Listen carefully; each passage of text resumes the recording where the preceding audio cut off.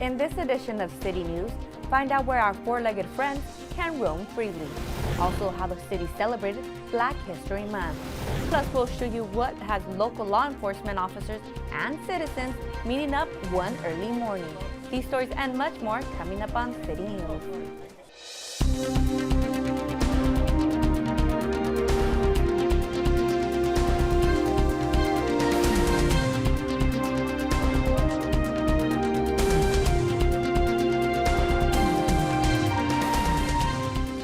Hello and welcome to City News. I'm Jennifer Murillo.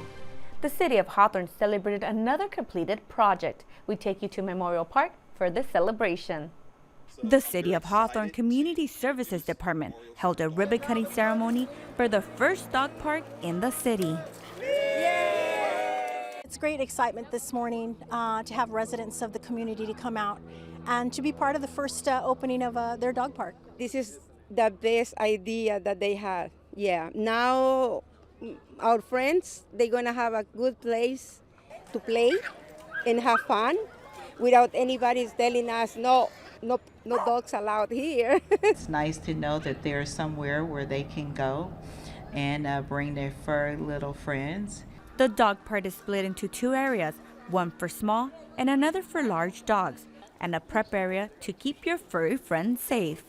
We have dog barrels, we have like hoops for dogs to jump through, stairs for them to climb and jump off of, and you have a nice little bench where the dog owner can actually sit down and watch their dog play. So now we got families that can come over here and join the park and then can bring their little dogs and they can play and have fun. Residents can enjoy the park 7 days a week from 9 a.m. to 9 p.m.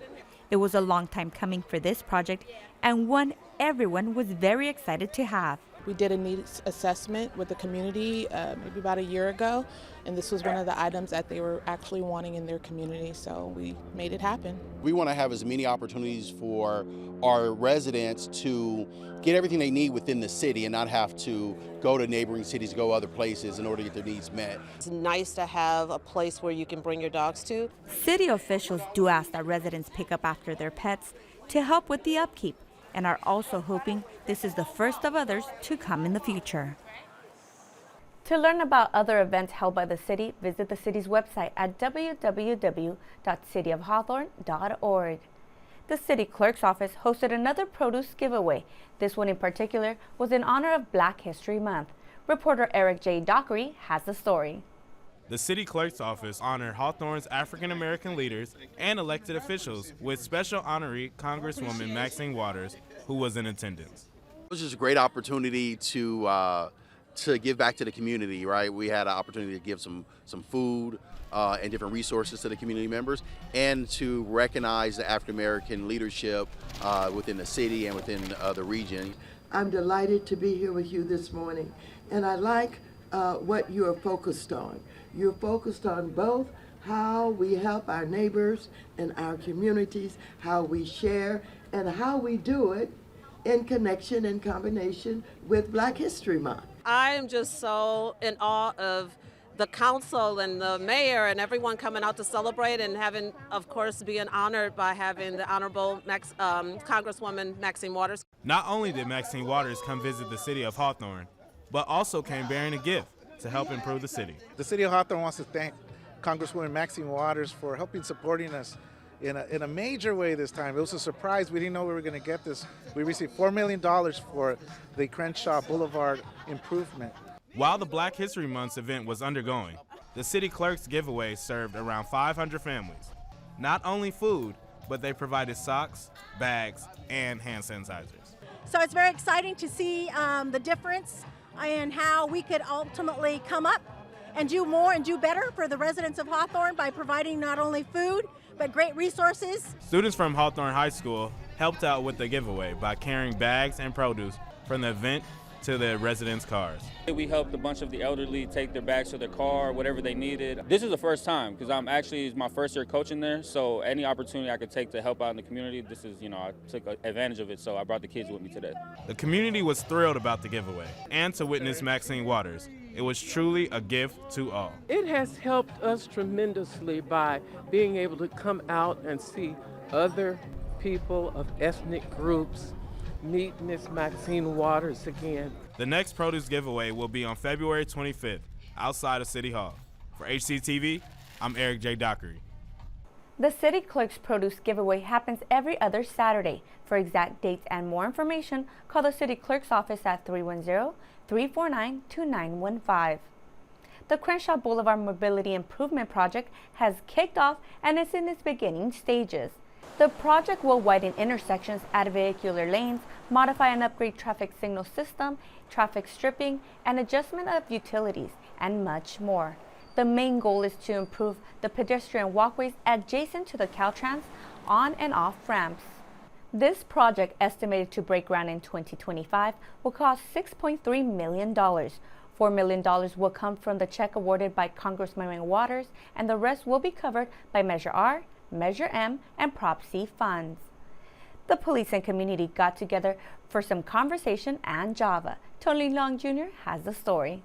The McDonald's on Rosecrans and Hendry was the site for the latest edition of Coffee with a Cop. The entire principle is for the police officers in our city to meet with the citizens in a very neutral environment, share a cup of coffee, and just have some honest conversations about anything that they may have concerns or questions about that deals with the police department. It's very important that our community knows that we care.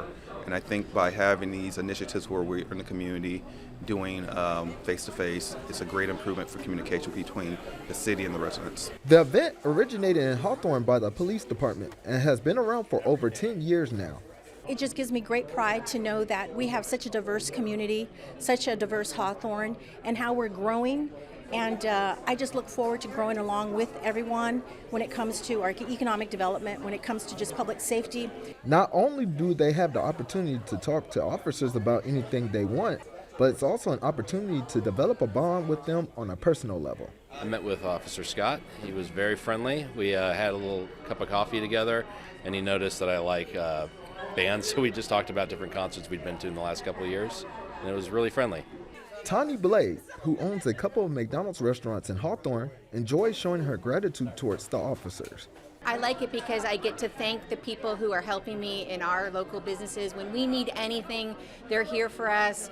Sergeant Nichols says that Coffee with a Cop will now take place every other month throughout the whole year. For HCTV, this is Tony Long Jr.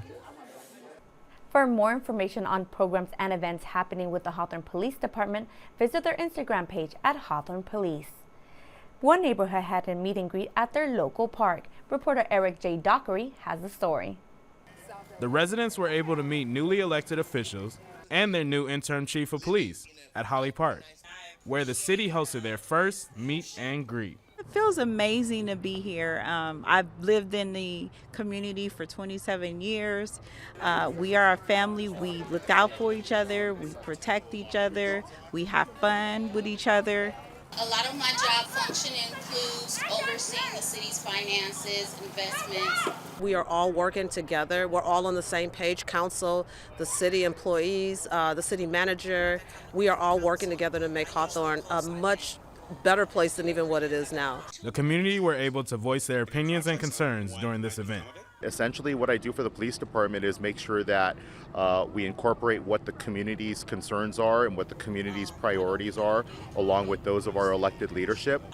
The city has listened to residents' concerns and opinions in the past.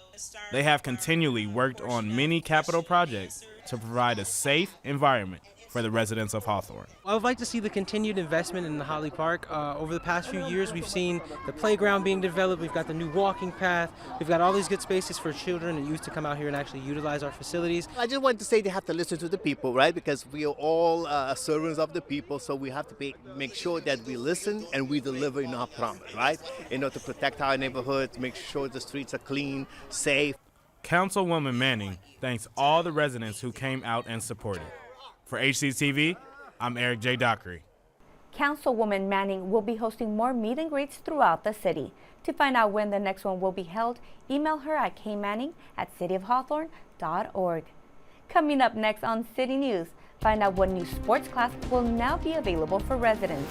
Also, we'll take you to see a special showcase of artwork. There's more news ahead. We'll be right back.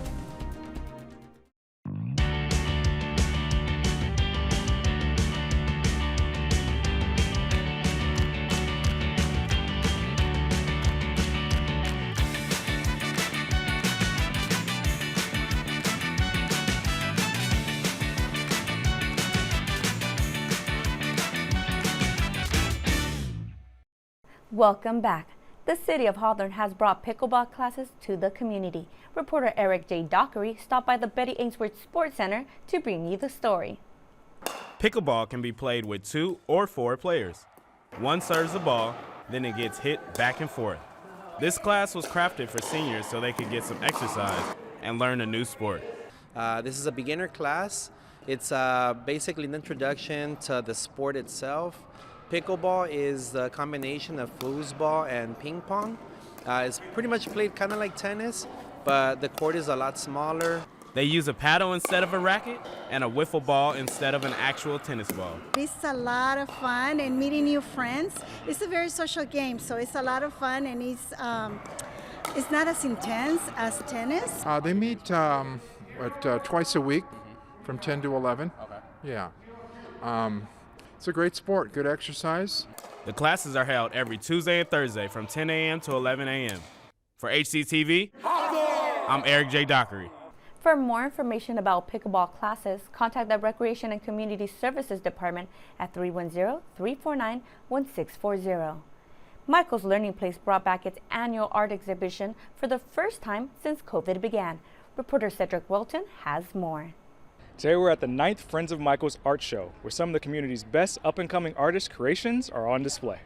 So this is the 9th annual Mychal's Art Show. It's Friends of Mychal's, and it's really to highlight individuals with disabilities and their creative talents and honoring that, right? So when you walk around here, you see all different level of artists, skill set, disability, and that's not stopped them from creating.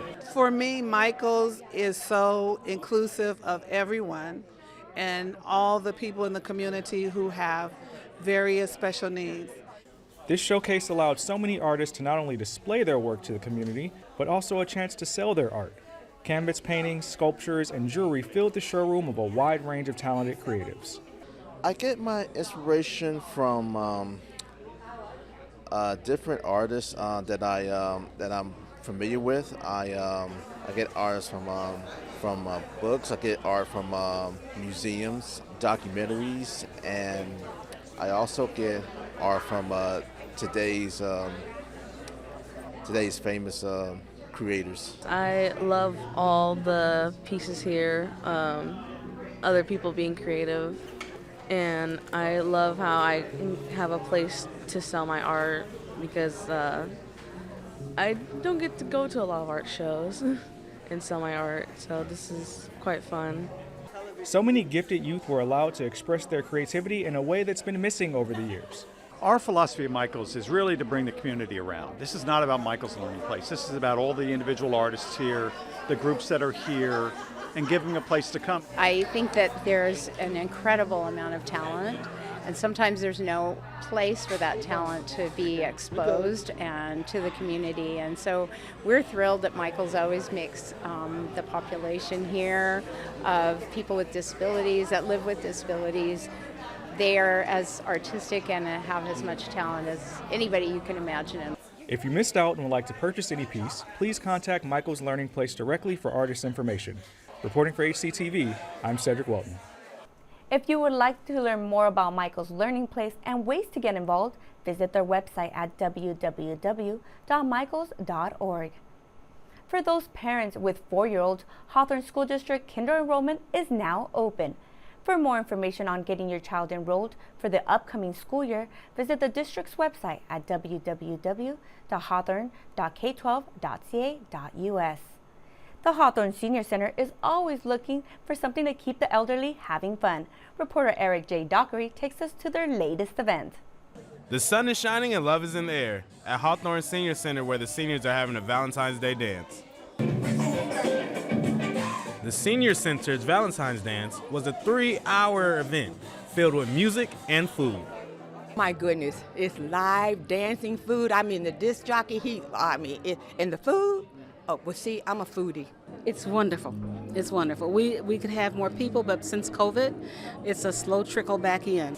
The dance gave seniors an opportunity to exercise by dancing. Also brought the seniors together to celebrate their friendships and the holiday. You do not have to live in Hawthorne to come and have fun with us. No, everyone is welcome from all walks of life, but you have to be at least 50 to come. It was such a great turnout this year at Hawthorne Senior Center. They even got me dancing. For HCTV, this is Eric J. Dockery. For more information about the Senior Center or their next event, please call them at 310-349-1650. Residents and patrons of Hawthorne-based businesses are invited to nominate their favorite business to be the recipient of the 2023 Small Business of the Year Award. Nominations must be submitted to the Hawthorne Business Expo website from March 1st through the 24th. The winning business will be recognized at this year's Business Expo on April 26th. For more information, contact Tom Quintana at 310-970-7776 or the Business Expo website at hawthornebusinessexpo.com.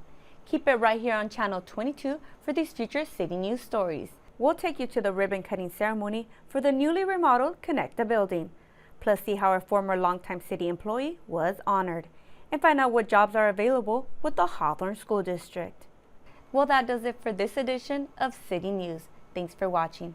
If you have any story ideas, please call us at 310-349-1630 or email us at hctv@hawthorneca.gov. Don't forget you can watch City News online on YouTube by searching Hawthorne Community Television. We'll leave you now with more footage from the Senior Valentine's Dance. See you next time.